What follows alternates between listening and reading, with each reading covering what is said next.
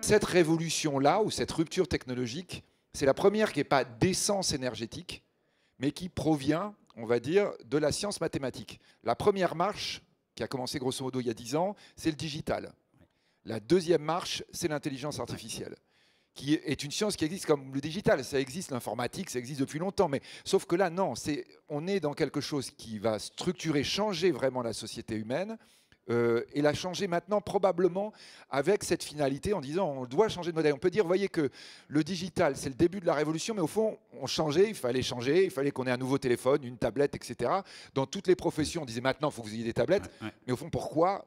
On ne savait pas trop. Maintenant, de plus en plus, on sait. Parce qu'il faut qu'on invente un modèle qui soit un modèle plus sobre et qui marche du point de vue mondial. Donc je crois vraiment, vous voyez, il faut poser ça quand même, c'est-à-dire que votre profession, changement de paradigme. Voilà, votre profession, elle est confrontée à ce changement de paradigme comme toutes les professions, comme toutes les activités humaines.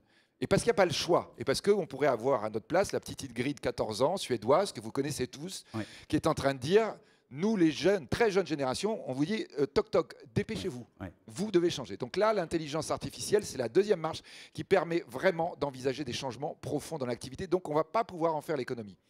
Alors après, quand on est en train de comparer aux autres grandes ruptures qui sont produites dans l'histoire, on dit souvent l'intelligence artificielle peut être considérée comme ce qu'on appelle en économie General Purpose Technology, une technologie multi-usage. Si on regarde la deuxième révolution industrielle, ça a été notamment celle de l'électricité. L'électricité, c'est typiquement ça.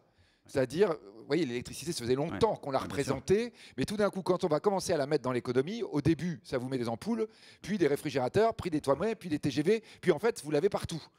Et donc, c'est un peu la même chose, c'est-à-dire qu'en soi... Ça inonde. Voilà. Ça inonde. Mais en soi, ce n'est pas un truc forcément révolutionnaire, comme vous le disiez Amal à juste titre. En fait, l'intelligence artificielle, quand les gens vous disent oh, c'est la grande nouveauté, ils vous disent mais non, la grande nouveauté, ça fait des années en fait qu'on travaille sur l'intelligence artificielle. Les systèmes experts. Exactement. Hein, mais effectivement, on est dans quelque chose là qui devient un moteur de changement incroyable, notamment effectivement dans des secteurs comme celui de la construction.